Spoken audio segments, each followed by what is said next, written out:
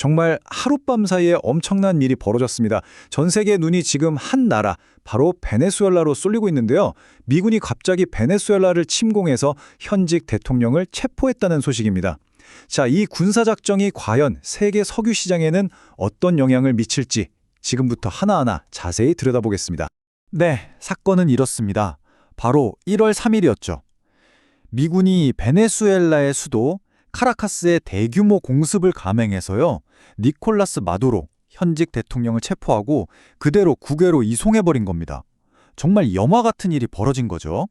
트럼프 대통령은 이번 작전을 두고 이렇게 말했습니다.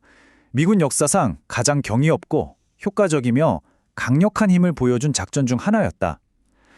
와, 이 한마디만 들어봐도 작전의 규모라든지 미국 행정부가 이걸 얼마나 중요하게 생각하는지가 느껴지시죠? 그럼 대체 어떤 일이 있었던 건지 하나씩 한번 살펴보겠습니다. 자, 그래서 이번 사태를 제대로 이해하시려면 딱 5가지만 짚어보면 됩니다.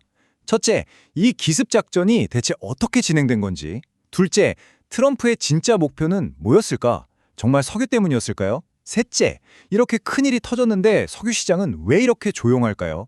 넷째, 앞으로 베네수엘라의 석유 산업을 다시 살릴 수 있을지, 그리고 마지막으로 이 불확실성 속에서 베네수엘라의 미래는 어떻게 될지 이 순서대로 한번 따라가 보겠습니다. 자, 첫 번째 주제입니다. 군사작전의 전개 과정인데요. 이게 사실 어느 날 갑자기 짠! 하고 일어난 일이 절대 아니었습니다.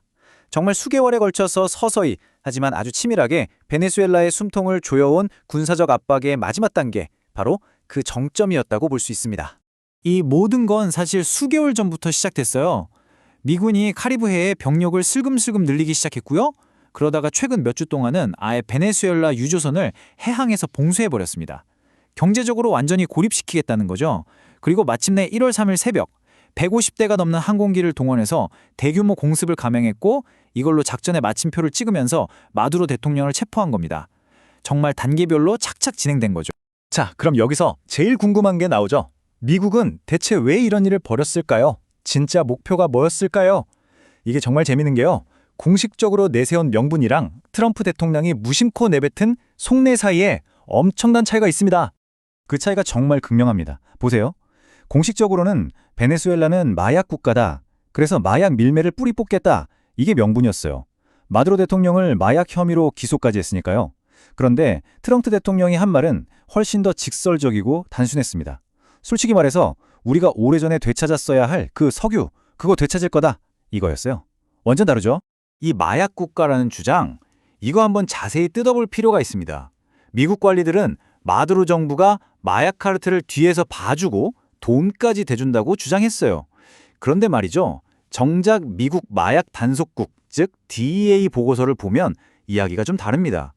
미국으로 들어오는 펜타닐 대부분은 멕시코를 통해서 들어오고 베네수엘라가 끼치는 영향은 거의 없다고 나와 있거든요. 이러니까 공식적인 명분에 자꾸 의문이 생기는 거죠.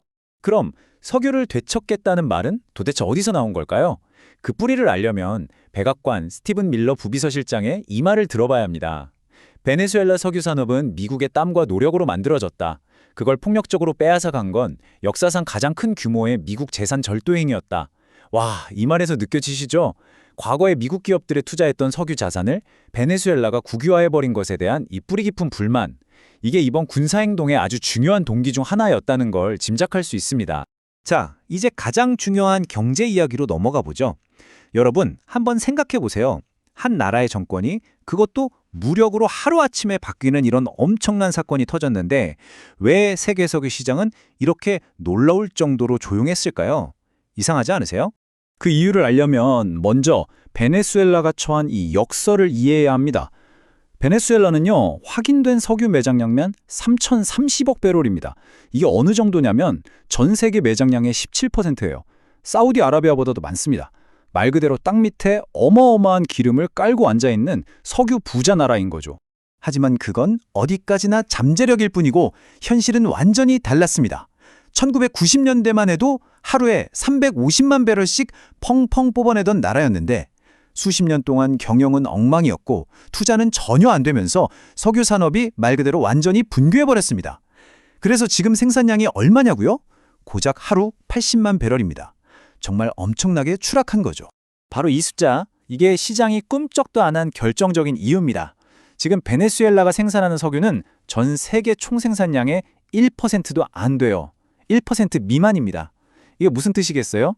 좀 냉정하게 말해서 베네수엘라의 석유 공급이 하루아침에 싹 사라져도 세계 시장 전체로 보면 사실상 티도 안 난다는 겁니다. 글로벌 리스크 매니지먼트의 한 분석가도 정확히 이렇게 말합니다. 이건 분명 지정학적으로 엄청난 사건이지만 결론은 시장에 석유가 너무 많다는 거다. 그래서 유가가 폭등하지 않을 거다. 딱 이거죠. 전 세계적으로 석유는 남아도는데 사겠다는 사람은 별로 없는 이 공급 과잉 상황이 일종의 쿠션 역할을 해둔 셈입니다. 자, 그럼 이제 시선을 미래로 한번 돌려보죠. 트럼프 대통령의 계획대로 베네수엘라 석유 산업을 다시 살리는 거, 이게 과연 가능할까요? 근데 그 길이 결코 쉽지만은 않아 보입니다. 첫 번째 허들 역시나 돈 문제입니다. 에너지 컨설팅 업체인 라이스타드 에너지 분석에 따르면요. 생산량을 예전의 절반 수준인 하루 200만 배럴까지 다시 끌어올리는 데만에도 무려 1,100억 달러가 필요하다고 합니다. 우리 돈으로 환산하면 140조 원이 넘어요. 이게 감이 잘 안 오실 텐데 대한민국 1년 국방 예산의 2배가 훌쩍 넘는 정말 천문학적인 돈입니다. 근데 이게 돈만 쏟아붓는다고 해결될 문제도 아닙니다. 일부 송유관은 지은 지가 50년이 넘어서 거의 녹슬고 삭아서 언제 터져도 이상하지 않은 상태거든요. 이렇게 수십 년 동안 방치된 낡아빠진 인프라를 복구하는 건 돈 이상의 시간과 기술이 필요한 훨씬 더 복잡한 문제입니다. 그리고 어쩌면 이게 가장 큰 문제일 수도 있는데요. 바로 투자자들의 신뢰입니다. 한번 생각해 보세요. 2007년에 정부가 바뀌면서 하루아침에 자기들 자산을 몽땅 빼앗겼던 기억이 아직도 생생한데 어느 석유 회사가 선뜻 수십조 원을 다시 투자하려고 하겠어요? 엑손모빌이나 코노코필립스 같은 거대 기업들이 지금 아무 말도 안 하고 조용히 지켜만 보고 있는 이유가 바로 여기에 있습니다. 자, 이제 마지막 이야기입니다. 베네수엘라는 과연 이 일을 계기로 새로운 미래를 맞이할 수 있을까요? 아니면 과거에 우리가 봐왔던 또 다른 실패한 개입의 역사를 그저 되풀이하게 될까요? 라이스타드 에너지의 한 전문가가 아주 뼈아픈 지적을 합니다. 역사를 보면 힘으로 정권을 바꾼다고 해서 석유 공급이 빨리 안정된 경우는 거의 없다. 리비아와 이라크가 아주 명백하고 냉정한 선례다. 그렇죠. 우리 모두 기억하잖아요? 강제로 정권을 바꿨더니 오히려 더 큰 혼란에 빠지고 석유 공급은 더 불안정해졌던 그 뼈아픈 과거의 교훈 말입니다. 그런데 여기서 가장 아이러니한 건 바로 트럼프 대통령 자신입니다. 평생에 걸쳐서 이라크나 아프가니스탄에서 미국이 했던 국가 건설, 즉 네이션 빌딩을 뭐라고 비판했었죠? 엄청난 돈 낭비라고 비판해 왔잖아요.